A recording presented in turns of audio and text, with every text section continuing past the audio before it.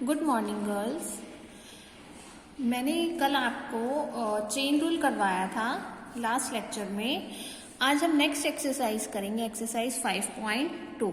ठीक है, चलिए एक्सरसाइज 5.2 में आपका सबसे पहले टॉपिक है पैरामीट्रिक इक्वेशंस। पैरामीट्रिक इक्वेशंस कौन सी होती हैं बेटा?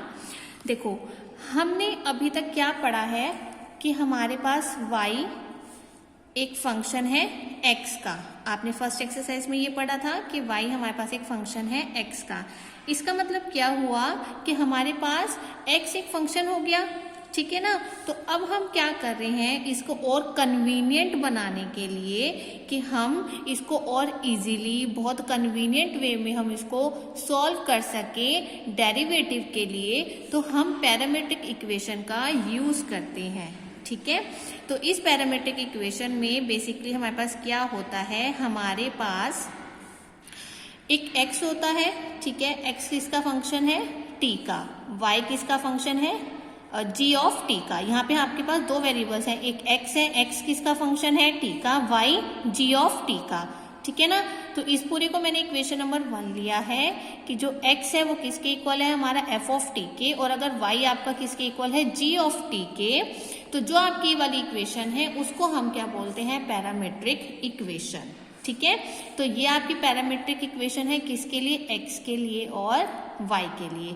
और इसमें जो आपका यहाँ पर ये t है ना, ठीक है, तो ये t क्या है आपके पास? पैरामीटर। इस t को हम क्या बोलेंगे? पैरामीटर। इसलिए हम इस इक्वेशन को क्या बोलते हैं? पैरामीट्रिक इक्वेशंस बोलते हैं।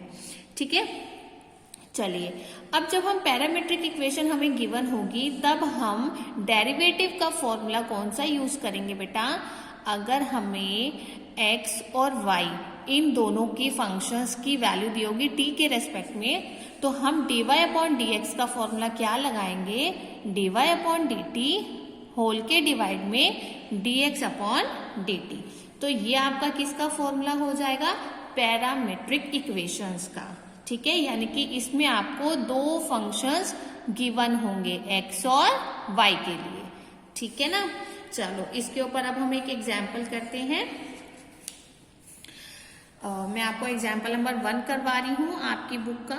ठीक है, एग्जाम्पल नंबर 1 में क्या है, आपको दिया हुआ है y equal 2bt divided by 1 plus t का स्क्वायर, और आपको x की वैल्यू गिवन है a 1 minus T square divided by 1 plus T square. ठीक है, आपको क्या फाइंड करना है? dy upon dx। ठीक है ना। चलिए अब इसका सॉल्यूशन करते हैं। देखो बेटा, आपको यहाँ पे y के लिए दिया हुआ है t के y का फंक्शन दिया हुआ है t, x का भी आपको t दिया हुआ है। तो हमें यहाँ पर बेसिकली क्या करना है, पहले मैं अपना y फंक्शन लेकर चलूंगी, फिर मैं अपना x फंक्शन लेकर चलूंगी, और दोनों को ही सॉल्व करने के बाद हम dy अपॉन dx का पैरामीट्रिक इक्वेशन का फॉर्मूला यूज करेंगे। चलो देखो कैसे। सबसे पहले मैंने y की वैल्यू ले ली। y की वैल्यू हमें क्या गिवन है? 2bt divided by 1 plus T square. ठीक है, चलो इसको डेरिवेट करो, dy अपॉन dt। बेटा देखो यहाँ पे y फंक्शन हमारा t के लिए है ना, तो मैं dy upon dt find out करूंगी। ठीक है ना, क्योंकि हम इसका डेरिवेटिव t के रेस्पेक्ट में करेंगे। अब मैंने आपको कल समझाया था ना कि अगर हमारे पास कभी भी फंक्शन ये फ्रैक्शन फॉर्म में होता है, यानी कि क्वोशिएंट फॉर्म में होता है, तब हम कौन सी फॉर्म लगाते हैं? u अपॉन v वाली। ठीक है ना, तो u अपॉन v वाली फॉर्म हम यहाँ पर यूज करेंगे। मैं दोबारा रिपीट कर रही हूँ बेटा, पेपर में आपको ये u और v लिखकर नहीं आना है, ये मैं सिर्फ आपको समझाने के लिए यहाँ पर लिख देती हूँ। आपको पेपर में ऐसे लिख कर आना है, u अपॉन v फॉर्म। ठीक है, तो इसको मैं v कंसिडर कर रही हूँ, इसको मैं u कंसिडर कर रही हूँ। चलो अब इसका फॉर्मूला लगाते हैं। इसका फॉर्मूला क्या होगा? डिनोमिनेटर में क्या आ जाएगा? v square, then v as it is, u की डिफ्रेंसिएशन, u क्या है आपके पास? 2bt minus u as it is और v की डिफ्रेंसिएशन। ठीक है ना, तो मैंने यहाँ पे डिफ्रेंसिएशन कौन से फॉर्मूले से किया? u अपॉन v वाले फॉर्म से। चलो अब इसको सॉल्व करते हैं। 1 plus T square as it is. ठीक है, अब आपको डिफ्रेंसिएशन करनी है। सॉरी बेटा, यहाँ पे मैंने गलती से x लिख दिया है, वो x की ही आदत हो रखी है ना, यहाँ पे t आएगा, ठीक है ना। हम क्योंकि t के रेस्पेक्ट में ही कर रहे हैं ना, तो यहाँ पे dy/dt आएगा, यहाँ पे भी d/dt आएगा, ठीक है ना। इसको करेक्ट कर लीजिएगा, यहाँ पे हमें t लिखना है।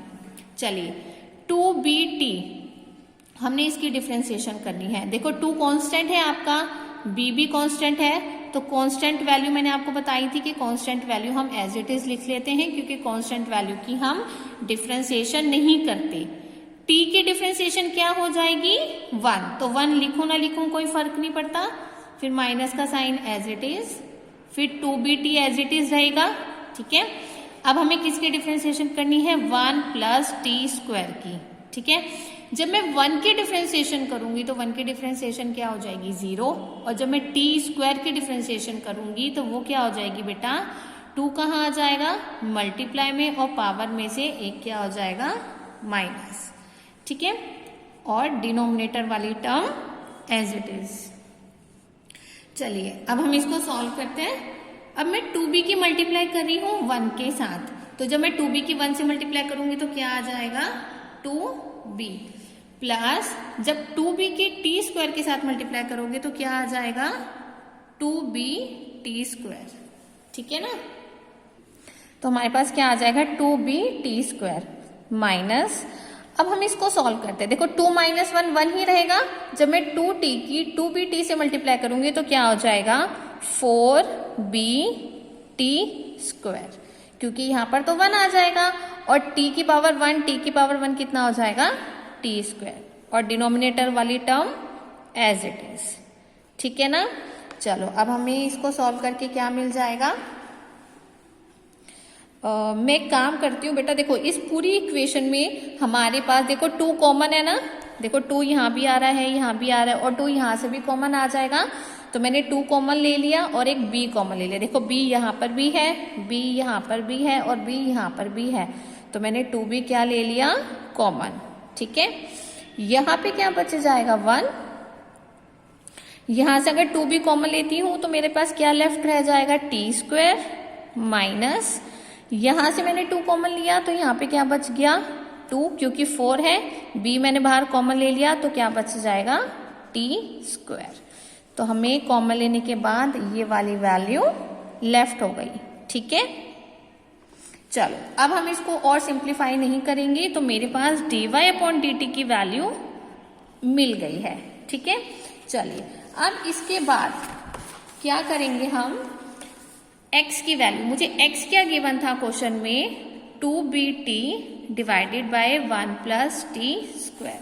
अब आपको क्या करना है बेटा, अब आपको फिर से इसकी डिफ्रेंसिएशन करनी है t के रेस्पेक्ट में।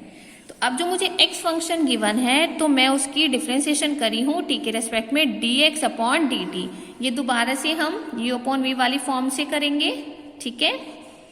इसको हम u कंसिडर कर लेते हैं, इसको हम v कंसिडर कर लेते हैं। चलो फॉर्मूला लगाओ, फॉर्मूला क्या था, डिनोमिनेटर में क्या आ जाएगा v का square, then v as it is u की डिफ्रेंसिएशन, ठीक है, minus u as it is v की डिफ्रेंसिएशन, ठीक है, 1 प्लस टी स्क्वायर। चलो अब इसको सॉल्व करते हैं, 1 plus T square as it is, ठीक है। 2bt दोबारा से 2bt की डिफ्रेंसिएशन हमारी क्या हो जाएगी बेटा, मैंने यहाँ पर थोड़ा गलत हो गया है, मैंने एक्चुअली y की दोबारा से वैल्यू लिख दी है, ठीक है ना, मेरे से गलती से मैंने गलत देख लिया है। x की वैल्यू बेटा आपको दी हुई थी a1 minus T square divided bye 1 plus T square. मुझसे गलती से क्या हो गया, मैंने बुक में जो y की वैल्यू थी मैंने वही यहाँ पर रिपीट कर दी थी बेटा, ये आपका मेरे से गलत हो गया है, ये नहीं करना है, ठीक है, ये गलत हो गया है सॉल्यूशन। आपको बुक में x की वैल्यू दी हुई है a1 minus T square upon 1 plus T square, हमें इसको डेरिवेट करना है dx/dt, ठीक है ना। अब इसमें u/v वाला फॉर्मूला लगाएंगे, u/v वाली फॉर्म लगाओ जो आइडेंटिटी बताई थी, तो क्या हो जाएगा हमारे पास डिनोमिनेटर में v square as it is, फिर v as it is u की डिफ्रेंसिएशन,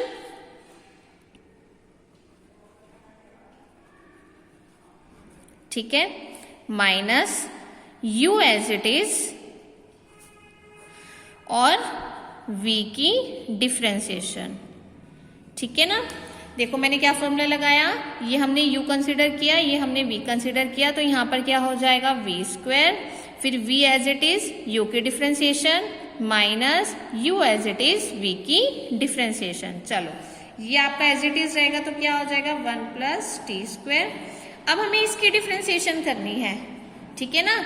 इसकी डिफ्रेंसिएशन कैसे करेंगे, देखो बेटा a आपका क्या है, कांस्टेंट है ना, तो a मैं एज इट इज रख रही हूँ, ठीक है ना, क्योंकि हम कांस्टेंट की तो डिफ्रेंसिएशन नहीं करेंगे ना, तो मैंने a क्या लिखा है यहाँ पर as it is.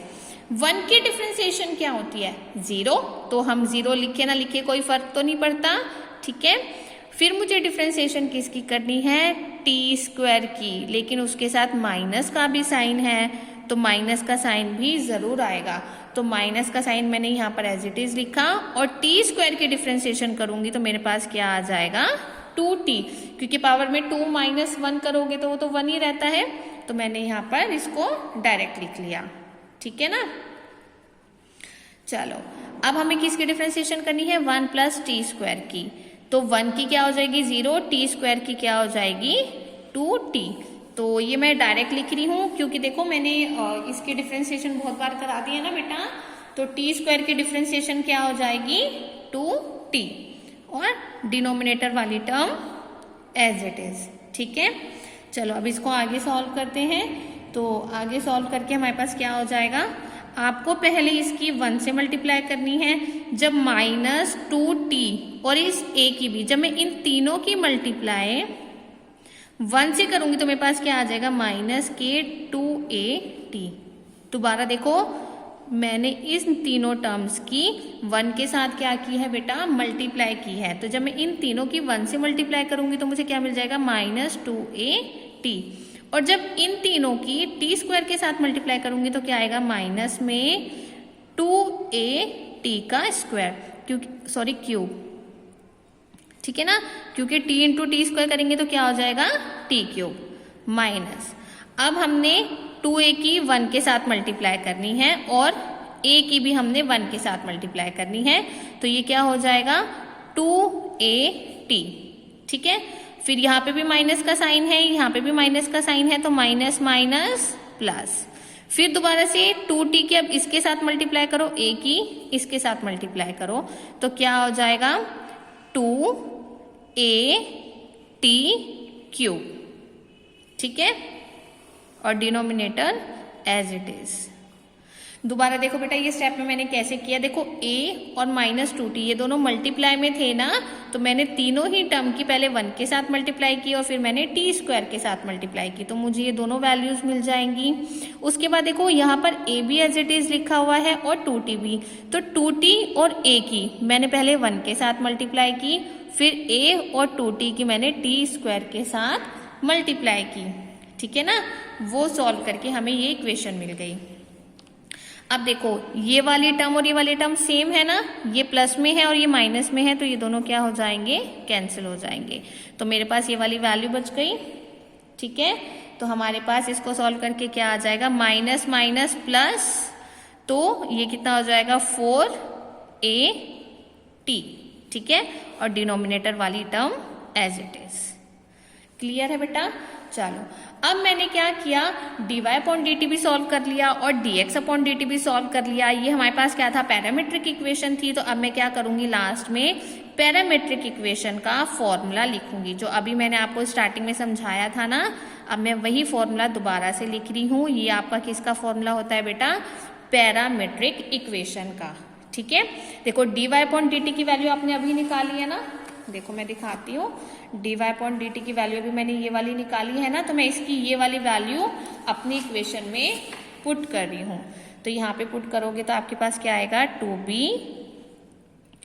1 minus T square upon 1 plus T square का whole square divided by dx upon dt। देखो dx अपॉन dt की वैल्यू ये निकाली है ना, तो यहाँ फॉर्मूले में पुट करोगे तो क्या होगा, माइनस में 4at divided by 1 plus T square का होल स्क्वायर। ठीक है, चलो देखो सेम वैल्यूज है ना, ये हमारी क्या हो जाएंगी, कैंसिल हो जाएंगी। तो हम पर क्या बच जाएगा, 2b 1 minus T square upon minus में 4at, ये कैंसिल हो जाएगा। 2 से इसको कट कर देते हैं तो आपका आंसर क्या आ गया, b 1 minus T square divided bye 2at। और ये जो माइनस का साइन है ना बेटा, मैं यहाँ पे स्टार्टिंग में लिख रही हूँ। ठीक है, तो ये आपका क्या हो गया आंसर।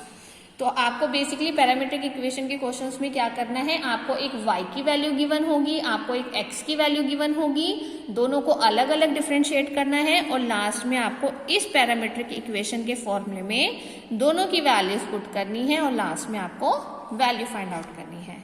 ठीक है, चलिए अब बेटा इसके बाद आपका नेक्स्ट टॉपिक आता है डिफरेंशिएशन ऑफ इम्प्लिसिट फंक्शन।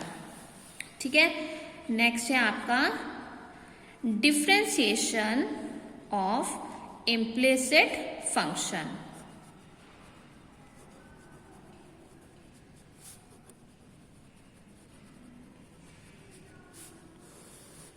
देखो डिफरेंशिएशन ऑफ इम्प्लिसिट फंक्शन में बेटा हम बेसिकली क्या करते हैं, इसमें ना आपको जो y की वैल्यू है ना, ठीक है, जो y फंक्शन है वो आपको कई बार दिया होगा, यानी कि एक से ज्यादा, मोर देन 1।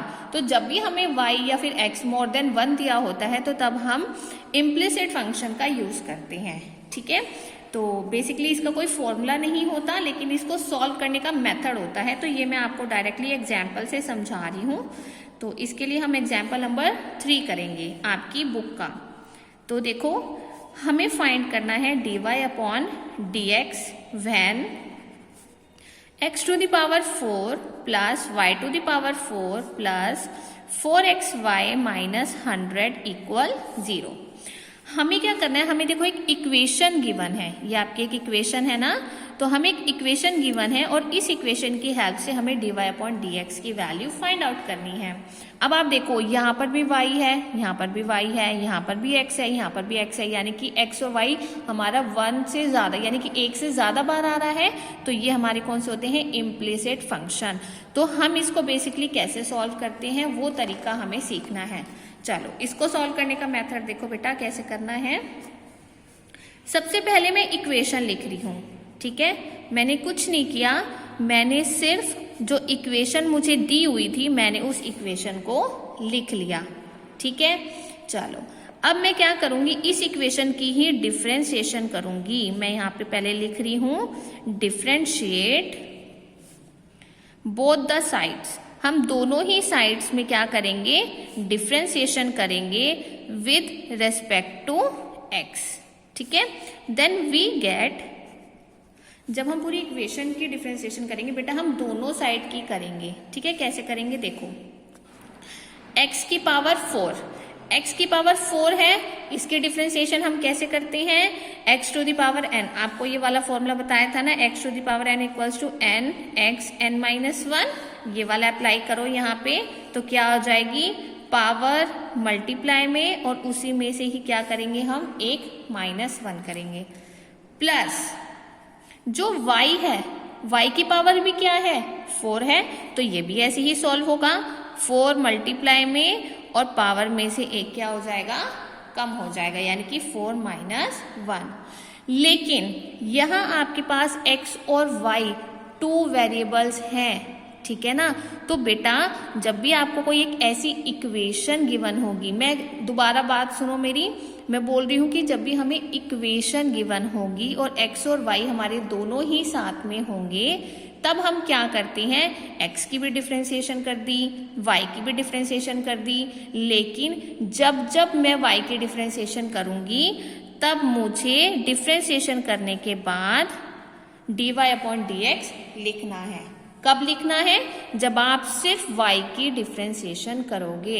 देखो यहाँ मैंने x की डिफरेंशिएशन की ना, तो यहाँ पे मैंने dy अपॉन dx नहीं लिखा। जब मैंने y की डिफरेंशिएशन की तो उसके बाद मैंने क्या लिखा, dy अपॉन dx। ठीक है, प्लस चलो अब आगे देखो, आगे क्या है 4xy। अब मैं 4xy के डिफ्रेंसिएशन कैसे करूंगी, देखो ध्यान से। 4 क्या है, कांस्टेंट वैल्यू है ना, मैंने 4 एज इट इज लिख लिया। फिर मैंने ब्रैकेट बनाया। ब्रैकेट क्यों बनाया, क्योंकि मेरा x और y दोनों ही कहाँ है, मल्टीप्लाई में है। तो जब भी हमारे पास कोई भी दो फंक्शन मल्टीप्लाई में होते हैं तो हम कौन सा फॉर्मूला लगाते हैं, यूवी फॉर्म। ठीक है, याद है ना, मैंने आपको बताया था यूवी फॉर्म हमारी कौन सी होती है, जिसमें हम पहले u एज इट इज लिखते हैं और फिर v का differentiation plus v as it is और u का डिफ्रेंसिएशन। तो मैं ये वाला फॉर्म यहाँ पे यूज करी हूँ, इसको मैं u मान लेती हूँ, इसको मैं v मान लेती हूँ। ठीक है ना बेटा, प्लीज इसमें कंफ्यूज मत होना कि ये तो हमारे एक्स वाई हैं, हम इसमें u और v वाला फॉर्म कैसे लगा सकते हैं। हम x और y में भी u और v वाली फॉर्म लगा सकते हैं।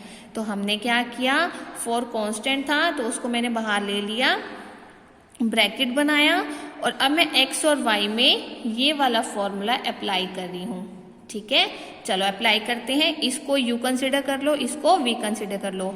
फॉर्मूले में जहां जहां u होगा उसकी जगह मैं x लिखूंगी, फॉर्मूले में जहां जहां v होगा उसकी जगह मैं y लिखूंगी।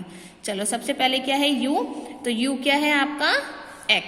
ठीक है, फिर आपको डिफ्रेंसिएशन करनी है, किसकी डिफ्रेंसिएशन करनी है, v की, और v आपको क्या दिया हुआ है, y।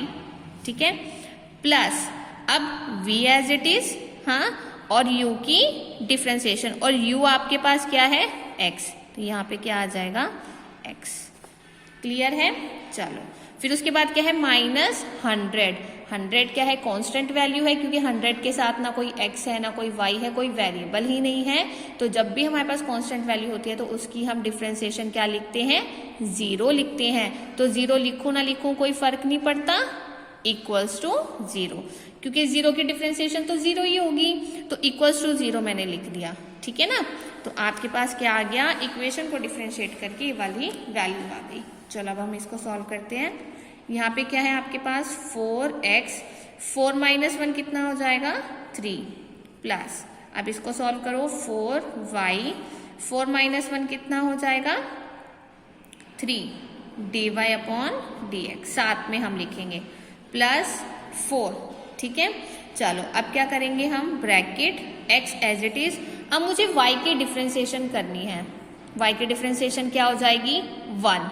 लेकिन मैंने क्या बोला था कि अगर हम y की डिफ्रेंसिएशन कर रहे हैं तो डिफ्रेंसिएशन करने के बाद साथ में आपको क्या लिखना है, dy/dx। अब y की डिफ्रेंसिएशन क्या हो गई थी, 1, तो 1 लिखने के बाद dy/dx। तो 1 लिखो ना लिखो कोई फर्क नहीं पड़ता, इसलिए मैंने 1 नहीं लिखा, साथ में क्या लिख दिया, dy/dx, plus y as it is. x की डिफ्रेंसिएशन क्या होती है, 1, तो मैं 1 नहीं लिख रही हूं, तो ये क्या हो गया मेरा सॉल्व, इक्वल्स टू 0। ठीक है, चलो अब इसको आगे कैसे सॉल्व करेंगे, ये वाली टर्म एज इट इज। ठीक है, अब जो ये 4 है, अब पहले मैं 4 की मल्टीप्लाई इसके साथ करूंगी और एक बारी 4 की मल्टीप्लाई इसके साथ करूंगी। 4 की मल्टीप्लाई जब मैं इसके साथ करूंगी तो मेरे पास क्या आ जाएगा, 4x dy/dx, प्लस जब मैं 4 की मल्टीप्लाई y के साथ करूंगी तो क्या आ जाएगा, 4y = 0। ठीक है ना, चलो अब देखो पूरी इक्वेशन में 4 आ रहा है ना, 4 को मैं कॉमन ले लूं। चलो एक काम करते हैं, 4 को कॉमन ले लेते हैं। मैंने 4 को कॉमन लिया तो मेरे पास बच गया x³ प्लस में y³ dy/dx plus x dy/dx plus में y = 0। ठीक है, चलो अब मैं क्या कर रही हूँ, ये जो 4 है बेटा, 4 इधर इसके साथ मल्टीप्लाई में है ना, देखो है ना।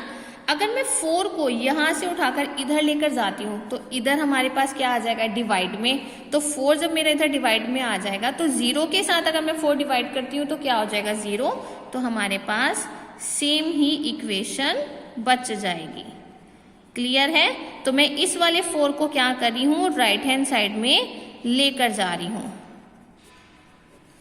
ठीक है, तो ये वाला 4 मैं इधर राइट हैंड साइड ले गई, तो अगर 4 यहाँ मल्टीप्लाई में है तो राइट हैंड साइड में जाकर वो डिवाइड में हो जाएगा। तो 0/4 क्या होता है, 0 ही होता है। ठीक है, चलो अब हम क्या करेंगे बेटा, देखो जिसके साथ dy/dx है ना उसको मैं नहीं छेड़ रही, उसको मैं एज इट इज रख रही हूँ। जिनके साथ dy/dx नहीं है उनको मैं कहाँ लेकर जा रही हूँ, राइट हैंड साइड। चलो देखो इसके साथ dy/dx नहीं है ना, ये यहाँ पे प्लस का है, जब मैं इसको राइट हैंड साइड ले जाऊंगी तो ये क्या हो जाएगा, माइनस में।